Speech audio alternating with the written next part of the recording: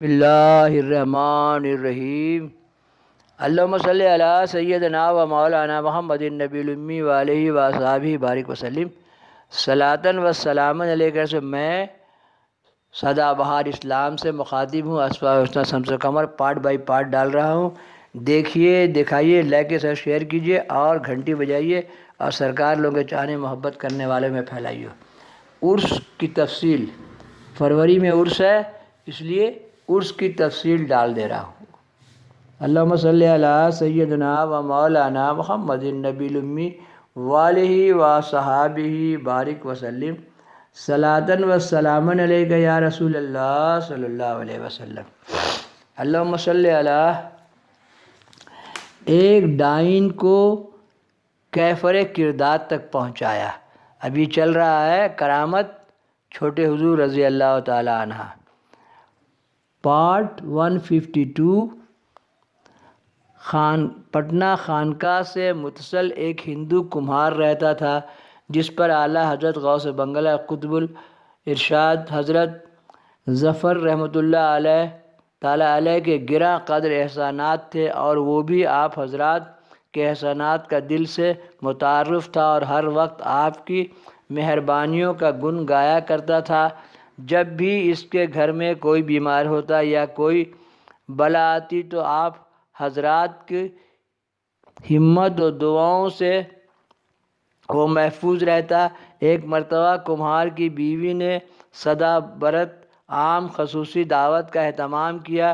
کثیر تعداد میں دعوتی آتے گئے اور پوری مٹھائی پیٹ بھر بھر کر کھاتے گئے۔ ابھی سینکڑوں دعوتی باقی تھے کہ قریب کی ایک عورت آئی جو اڑوس پڑوس میں ڈائن کے برے نام سے مشہور تھی، اور وہ سیدھے باورچی خانے میں چلی گئی جہاں پوریاں چھن رہی تھی، اور کمہار کی بیوی اس جگہ دیکھ بھال کر رہی تھی اور کھانے کے ڈھیر کو دیکھ زبان چٹپٹاتی ہوئی ہنس بھر کر بولی، بہن جی کھانے کا تو بہت انتظام کیا ہے، مجھے بہت بھوک لگی ہے، یہیں پر کھلا دو، مہربانی ہوگی۔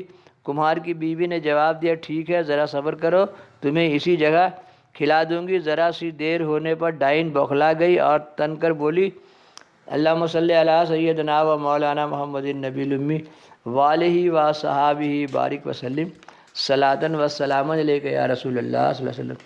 تن کر بولی، ایسا معلوم ہوتا ہے کہ میں بن بلائی مہمان ہوں، کھلانا ہے تو جلدی کھلا دو ورنہ میں جاتی ہوں۔ مجبور ہو کر کمہار کی بیوی نے کھانے کا حکم دے دیا۔ بس کیا تھا، پوریوں کا نوالا بننے لگا۔ دیکھتے ہی دیکھتے پوریوں کی ڈالی خالی ہو گئی اور کڑاہی کی طرف اس کی نظر لگی رہی۔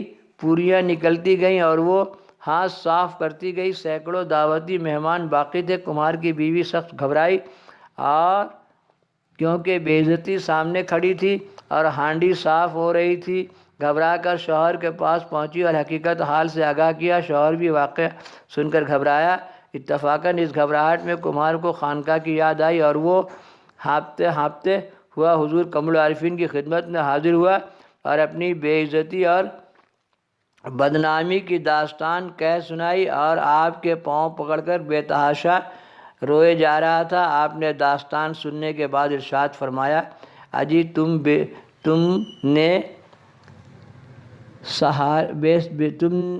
بے سہارے لوگوں کو دعوت دی لیکن مجھے چھوڑ دیا، تم کو اسی کا پھل ملا ہے۔ کمہار نے عرض کیا، سرکار یہ سب آپ ہی کے چرنوں کی لیلا ہے، میری طاقت کہاں ہے کہ میں لوگوں کو کھانا کھلا سکوں، میرا تن من دھن سب سرکار کا ہے، آپ نے ہر مصیبت میں ساتھ دیا ہے، اس بدنامی سے مجھے بچائیے، مجھ پر کرپا کیجیے۔ حضور کمل العارفین نے فرمایا، اجی وہ سب کھا چکی یا کچھ پوریاں باقی بھی ہے؟ اگر باقی ہے تو ایک پوری لے آؤ۔ کمہار دوڑا ہوا مکان میں آیا اور ڈائن سے نظر بچا کر ایک پوری اٹھا لایا اور آنن فانن کمل العارفین کی خدمت میں حاضر ہو گیا۔ حضرت نے اس پوری پر کچھ پڑھ کر دم کر دیا اور فرمایا کہ کسی طرح یہ پوری اس عورت کو کھلا دو۔ وہ کمہار پوری لے کر فوراً مکان آیا اور کسی طرح نظر بچا کر کڑاہی میں سے نکلتی ہوئی پوریوں میں ملا دیا اور خود ایک گوشے میں بیوی اور دیگر اہل خانہ کے ساتھ کھڑا ہو کر تماشا کا انتظار کرنے لگا۔ ڈائن نے دوسری پوریوں کی طرح اس پوری کو بھی منہ میں ڈال لیا۔ ہنوز وہ حلق سے نیچے نہیں اتری تھی کہ گٹا گٹ اس کے جہنم سے تمام پوریاں برآمد ہونے لگی اور وہ مرغ بے مثل کی طرح تڑپنے لگی۔ جب ٹوکریوں کی تعداد میں سب کی سب پوریاں اس کے پیٹ سے منہ کے راستے نکل گئیں تو وہ تقریباً نیم جان ہو چکی تھی۔ اس کے بے چینی لمحہ بلمحہ بڑھتی جا رہی تھی۔ اب اہل خانہ کو دوسری فکر ہوئی کہ کہیں دعوت کے بدلے جان ستانی کی بدنامی سزا نہ آ جائے، لیکن اسی حال میں بھی کمہار اللہم صلی علی سیدنا و مولانا محمد النبی الامی وآلہ وصحبہ بارک وسلم۔